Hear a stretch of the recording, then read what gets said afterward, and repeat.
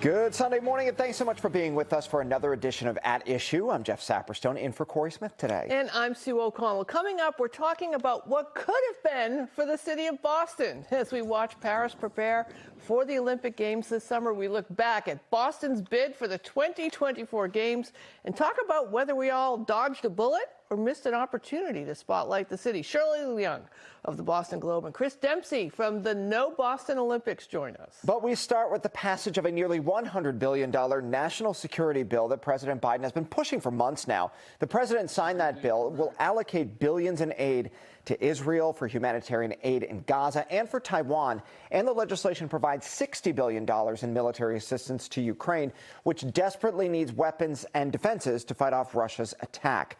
Now, the president explained why he thinks it's in America's best interest. If Putin attacks a NATO ally like he's attacking Ukraine today, we'd have no choice but to come to their aid, just like our NATO allies came to our aid after the September 11th attacks here.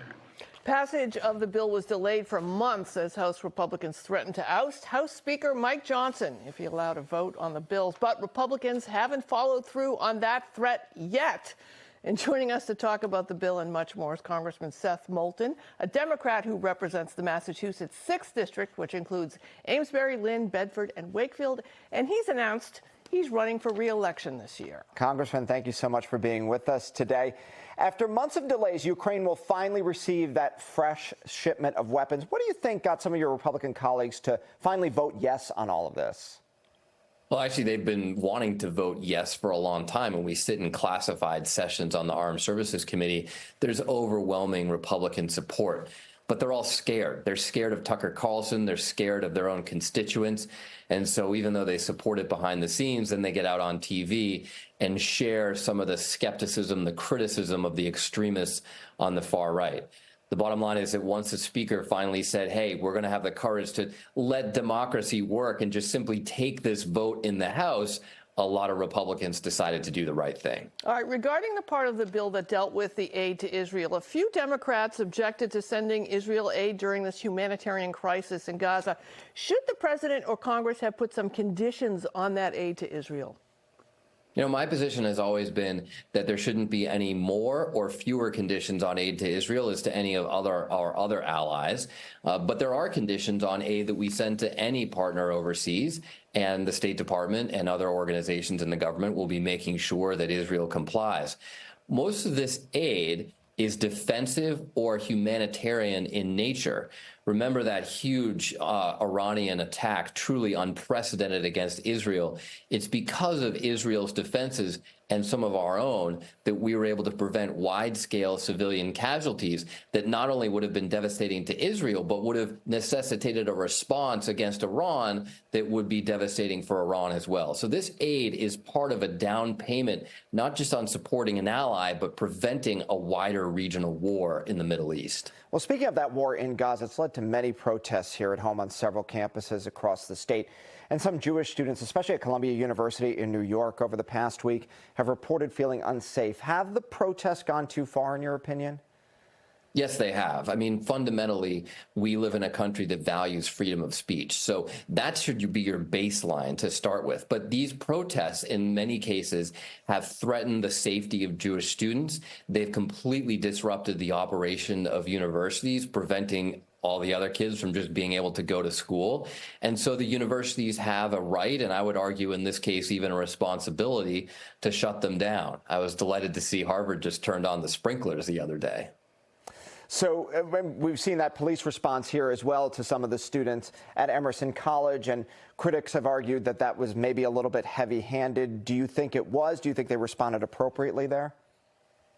Well, I mean, that's a good question, candidly, because, again, we have to respect the right to freedom of speech, the right to protest. That's fundamental to American democracy, and I'm not sure that the police need to be heavy-handed in breaking these protests up. But as long as they're threatening other students, they're a problem, and so the universities have a right to take action. All right, so following up on the war in general, are you still in favor of a bilateral ceasefire, something you've called for in the past? Absolutely. I mean, there should be a ceasefire for hostages deal that returns the hostages that have been in Hamas custody for hundreds of days now, and also provide some space for humanitarian aid to get into Gaza where it's desperately needed. I mean, there's no question that they're on the verge of famine, and a long-term solution here is not continued war. Israel has a right and responsibility to get rid of Hamas, but they have to have a political end game at the end of the day. And I think that having a hostage for ceasefire deal would give some more space to maybe help make that happen. The national security bill also includes this ban for Tik Tok, which would happen unless the Chinese-owned company sold it within a year. And you and Congressman Jake Auchincloss co-sponsored that bill. Now, Senator Markey says, quote, there's no credible evidence, end quote, that Tik Tok presents a real national security threat. So how would you respond to that? I strongly disagree with Senator Markey. I mean, the Communist Party of China controls the algorithm of the TikTok feed. So that means that the Chinese Communist Party can decide what information is sent to our kids. It can decide what information is sent to key districts in swing states for the November election. So if China wants to sway the election, the Communist Party just needs to call up TikTok and say, hey, adjust the algorithm a little bit, adjust the feeds that certain people are getting in those states to make sure that Trump wins. So if that's not a national security threat, I'm not sure what is. It's a threat to our democracy. And we're not saying that TikTok needs to be banned. Not at all. We're just saying that it can't be owned by the Chinese Communist Party. I don't think that in the height of the Cold War, we would have allowed a news station like yours or, ABC News, CBS News to get sold to a party controlled by the Soviet Union. And that's essentially what's going on with TikTok right now. But we do have newspapers that are owned by Chinese nationals that publish information that some people might think is Chinese or communist propaganda. Is it the content that's on TikTok that you're concerned about, or the data that the Chinese government may be able to access? Well, it's really, in some ways, it's not the content, because the content is provided by users, but it's the algorithm that determines what content shows up on your feed, and it's all the private information of users that the Chinese Communist Party now controls. Those are the two main concerns. And look, this isn't perfect. There's a lot of private data that U.S. social media companies control that, in my opinion, they shouldn't. But this is an important first step to finally getting some reins around social media, which really has not had any regulation from Congress whatsoever. And we already see the consequences. It's not just national security concerns. It's the massive rise in childhood mental health issues. It's the fact that so many kids are addicted to social media. Congress needs to do a much better job at cracking down, and we're taking a first step with the TikTok bill. So we mentioned Speaker Johnson off the top here. There was a lot of talk from some hardline Republicans about removing him because of this Ukraine vote. One of your colleagues, progressive Democrat Ro Khanna, said last week he would support the speaker if there was a vote to remove him. Would you vote to keep him as speaker? I think he should make a deal with us. We offered to make a deal with Kevin McCarthy, and that was on the table. Kevin McCarthy was never willing to negotiate. Look, Speaker Johnson is one of the most conservative Republican speakers in American history. I don't think we should just give him a free pass. But I think the bar would be pretty low for a deal. I think he could agree to bring up a few pieces of Democratic legislation, for example, that he might not otherwise want to give the House a vote on. And if he were able to do something like that, then I'd be very open to supporting him, because, frankly, the alternative to Speaker Johnson could be even worse. All right, let's switch over to some state politics now. I was very excited to notice a tweet of yours from last week. It's been banging a drum that I've been banging for a while. It started with comments from Massachusetts Transportation Secretary Monica Tibbetts-Nutt, who suggested that the state could take tolls at its borders, and Governor Healey put out a statement saying those were not the views of her administration. New Hampshire gubernatorial candidate Kelly Ayotte, she of course weighed in and tweeted that her husband was a proud pickup truck owner, and that he only has one thing to say to Governor Healey: come and take it. And you responded, don't worry, he'll bring it to us, because everyone wants to be part of the Bay State economy. And you thanked the secretary for the state for thinking differently about that. So talk to us about why you wanted to put that out there. Because, look, first of all, I really support the secretary for just being willing to think differently.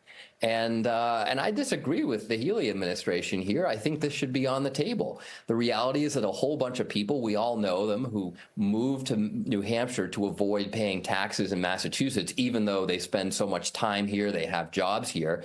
Why not make them pay a few tolls for the fact that they come back to work? That's totally reasonable. And a few years ago, I commissioned a study at Harvard to just look at how much everybody in Massachusetts is subsidizing our driving economy. You know, everyone complains about the subsidies that we give to the T, but how much are we paying just to be able to drive around on our highways every day? It turns out that number is like $14,000 for everyone in Massachusetts, even if you don't own a car. So the fact is, driving costs the state a lot of money. The people who are driving on our highways, especially if they're coming from out of state, maybe they should pay just a little bit to help defray those costs for everyone here in the Commonwealth. So not ruling out tolls for up there. Not ruling out tolls. No, absolutely. I think everything should be on the table.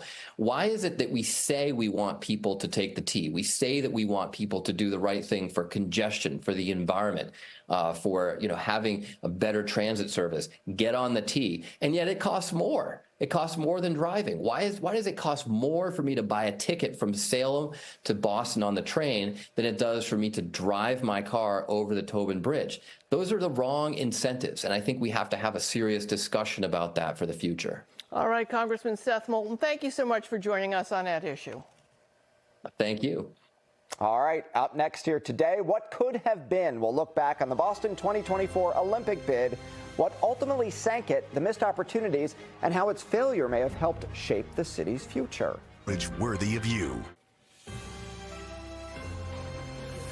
Welcome back to At Issue. We're about 3 months away now from the opening ceremonies of the Paris Olympic Games, 89 days to be exact. And of course, you'll be able to watch all of it right here on NBC 10 Boston and our sister stations. Hey, did you know, or do you remember that Boston had a shot at actually hosting these 2024 Summer Olympics? And for a few months, a magical few months, it looked like it just might happen. I do remember that. Back in 2014, prominent civic and business leaders worked on a privately funded bid for the Games, including then Mayor Marty Walsh, who was in his first year in office. Then in January 2015, a surprise win. The U.S. Olympic Committee backed Boston as the host city over Los Angeles, San Francisco, and Washington. And polls at the time showed a slight majority of Bostonians supported the bid, but it didn't take long for questions and concerns about the costs associated with hosting the Games surfaced. In February the next month, Massachusetts, of course, slammed by Snowmageddon. Who can forget that? A record-smashing 110 inches of snow hit the city, and the MBTA did not handle it very well. And its poor performance led to debate about the wisdom of using state funds on any additional potential overruns tied to the Games instead of fixing the T. And at the same time, concerns grew about the lack of transparency around Boston's successful bid to the USOC, and those concerns grew. Did the city agree to pay all the cost overruns? And opponents, including the grassroots group No Boston Olympics, questioned the wisdom of hosting, pointing out that the cities that hosted Olympics found the economic benefits didn't outweigh the costs associated with them. It was clear by March that public sentiment about the Games was shifting. A Mass Inc. poll showed that 51% of those polled in January supported the plan. That support had dwindled to 36% in March and remained below 40%. In June, a revised Olympic bid 2.0 was then released, aimed at addressing the concerns. But by July, 6 months after winning, the big Olympic dream had died. I refuse to mortgage the future of the city away. I refuse to put Boston on the hook for overruns. And I refuse to commit to signing a guarantee that uses taxpayers' dollars to pay for the Olympics. So Mayor Walsh said at the time he wouldn't be rushed into signing a host city contract without more assurances that taxpayers won't be held responsible for potential cost overruns. Now, later that day, Boston 2024 organizers and the USOC jointly pulled the plug on Boston's bid. Remember all of that? I do indeed. It's all coming back. Just like it was yesterday. It's hard to imagine what Boston would be like today if we were still planning for the Games. And I want to take a bit of a look back at the whole process and what could have been for the city had the bid been successful. So joining us now are Chris Dempsey, who was one of the public faces of No Boston Olympics. You saw him in the video there. Chris is now a partner at the design firm Spec Dempsey, and Shirley Leung, business columnist and associate editor at the Boston Globe. Shirley covered the Olympics bid closely at the time. She is also host of the Globe Opinion podcast, Say More. Shirley, I kind of want to start with a broad question here as we talk about the Olympics. I can't believe it's been 10 years since this bid was announced. Are we better off not having had the Olympic Games here? I don't think anyone regrets not having the Olympics, but I was one of the few that kept an open mind.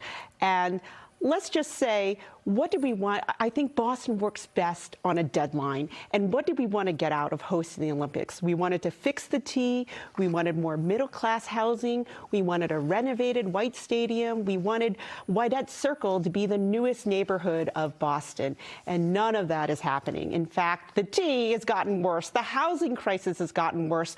Whitette Circle, which is this industrial yard, is now going to be a staging area for the MBTA for extra rail cars. So none of that is happening right now. So it's part of me, I guess a little regret on my part. Too bad we didn't have a deadline to keep Boston on track. So, Chris, that was sort of my question to you that Shirley just talked about. You were opposed to the Olympics. I don't think you've changed your mind on it. Absolutely Obviously, not. You had issues with the process, the transparency, which we're going to talk to about that in just a bit. But some in your group said that we should be using our capital, both our money and our brain, to address issues like inner city violence, healthcare costs, housing. And 10 years later, we don't have the Olympics, and we still have those problems. So did we make the right decision? And why didn't everyone shift to fixing those problems after stopping the Olympics? Well, the few Boston 2024 supporters who are left would tell you that if the games had come here, that we'd be all eating ice cream and flying unicorns to work every day, and everything would just be perfect.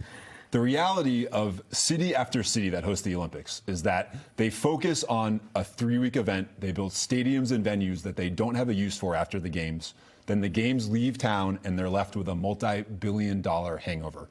The main takeaway from the Boston 2024 experience should be that the people of Massachusetts are a pretty savvy bunch. And when they're presented with the pros and cons and they're told that their tax dollars are on the line and they're responsible for 100% of the cost overruns for an Olympic Games, that they say thanks but no thanks, and they were smart to do so. But do you think it would have forced city leaders, state leaders to do some of the things that we're not doing right now, like fixing the T, like maybe putting some infrastructure in place in spots that really need it at this point? Would it have kind of forced the city and the state to do those things? I mean, I think it would have, right, Chris? I mean, it would have. At the very least, we could have fixed the T. Right. I'd like to think so, as someone that regularly rides the T. Unlike most of the elite supporters of Boston 2024, let's use an example that Shirley already brought up with Whitette Circle. Whitette Circle is an industrial area that the MBTA has now invested in so that they can have rail cars, okay? That's not as sexy as an Olympic stadium. I get that. No one's going to tune into NBC Boston this summer to watch rail cars versus watching the Olympics. But space for rail cars is an absolutely essential part of making a transit system work better. We are able to do that and put our citizens and our T-riders first because we're not focused on a stadium being built on that site that, remember, was going to be built for the cost of hundreds of millions of dollars, used for 3 weeks, and then torn down afterwards. Shirley, we were talking before the show, the three of us, about how it was so naive, our conversations back then. It was pre-COVID. All these things hadn't happened. Like, we have no idea, no crystal ball of if we had said yes to the Olympics or no to the Olympics, where we would be. Let's just, we need to be clear about that. But at the same time, we're looking at this crisis in Boston regarding empty office buildings and low tax revenue, and the housing crisis still continues to get worse.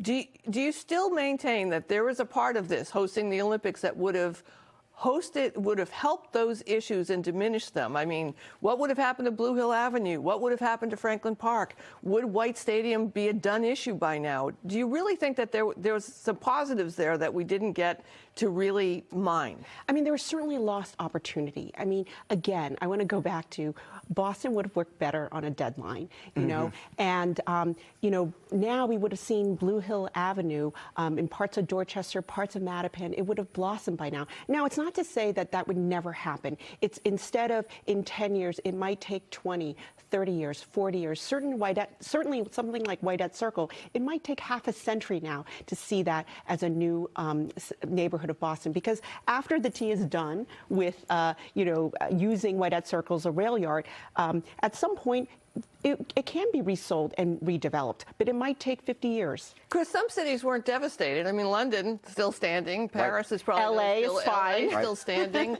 I mean, if you look at the mass data of host cities, Greece was in turmoil before they hosted the Olympics. What is that still the take, that we would have been left in worse shape? So London had billions and billions of dollars of cost overruns, and there's a major difference between hosting the games in London and in Boston. In the UK, the national government provides the financial guarantee. So if you have billions of dollars of cost overruns, they can be spread over all of the taxpayers across the United Kingdom. That doesn't exist in the United States. So when we make the guarantee, it's really taxpayers in Boston and Massachusetts. That's about 7 million people versus the 70 million people that live in the UK. It's 10 times as much of an impact. Let me get to one other point here.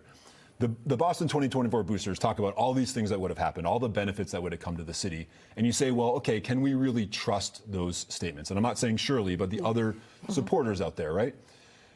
Those were the very same folks that were using statistics like no Olympic Games in the U.S. has ever had a cost overrun. And a simple Google search of Lake Placid Olympic cost overruns, put that into Google right now, and what comes up is a New York Times article talking about the cost overruns. So they lost the trust of the public when they went out there and they made statements that were untrue and then tried to come back and make all sorts of promises about how our lives were going to be better. It never made any sense because we couldn't trust them. One of the issues was a big lack of transparency in this whole process, and I think everybody can agree that that was kind of done behind closed doors. Has any of that changed since then? It seems like there's a lot of secretive things still happen behind closed doors on Beacon Hill. Has that whole process changed? I mean, I think it's better now. I mean, when I look back and I look what Chris has done with the No Olympics movement, I mean, to me, that marked an inflection point in city politics. I mean, it used to be a small group of powerful men could decide the future of Boston. And I think what Boston 2024 and the whole the No Olympic movement showed that can no longer be the case, that it has to be more democratic. The power needs to be shared. And I think that's been a good thing that's come out of Boston losing the Olympics. Like, we didn't squander that lesson. We learned from that. And I think from 2015 to now, I think you see power being shared in Boston. And I think that's better. But is there still more that can be done, Chris? Well, absolutely, there's more that needs to be done. We always want to be more transparent and more open. Let me just add to Shirley's comment, though. I think it's reflective that the very first elected official in the city of Boston who raised some tough questions about Boston 2024, who was willing to go up against the power structure and say, I'm not opposed, but I'm worried and I want these questions answered, was then City Councilor Mayor Michelle Wu. And that's reflective of the change that we've made as a city to have someone like her who was an outsider, came up as an outsider, not from Boston, but is now of Boston. She's embraced the city and the city has embraced her. That was in part because she was pushing for more transparency in that early conversation. And I do think it's been a change. All right. So we call ourselves the hub of the universe, right? And I'm just wondering, is there ever an opportunity that we're going to be able to actually host an international event that makes us the true hub of the universe? So we do that every single year. So every single year we have the Boston Marathon, just occurred a few weeks ago. What a wonderful moment for the city. But we do it on our terms, not on the terms of the IOC, which is an unelected body thousands of miles away. We do it every summer or every fall when we welcome people from around the world to come to our universities and colleges and make Boston their home. And we're going to do it in 2 years with the World Cup, which will be hosted here in Massachusetts. That's going to be an amazing event, but doesn't require the billions of dollars of construction that the Olympics would have cost. So to me, the biggest takeaway about Boston 2024 is it raises a question: does Boston dare to do something bold? Think about the Big Dig was a big idea, a bold idea. It cost a lot of money, and it transformed the city. We depressed the Central Artery, brought us the Greenway, brought us the Seaport District. is Boston, are we too cautious to do something big and bold again? Like, maybe it wasn't the Olympics, but what is that? What is something big and bold we're willing to embrace that will transform the city? So can we? I think we can, but we have to get past, you know, saying no all the time, and we also have to learn to build consensus, because when we move to an era of shared power, it will be really hard to build consensus. It will take longer, but we have to find a way to get back to to not be afraid to do something bold. Well, we thank you both for coming in and talking about this. Thanks so much for joining us. I'm Jeff Sappers. And I'm Sue O'Connell. Enjoy your day.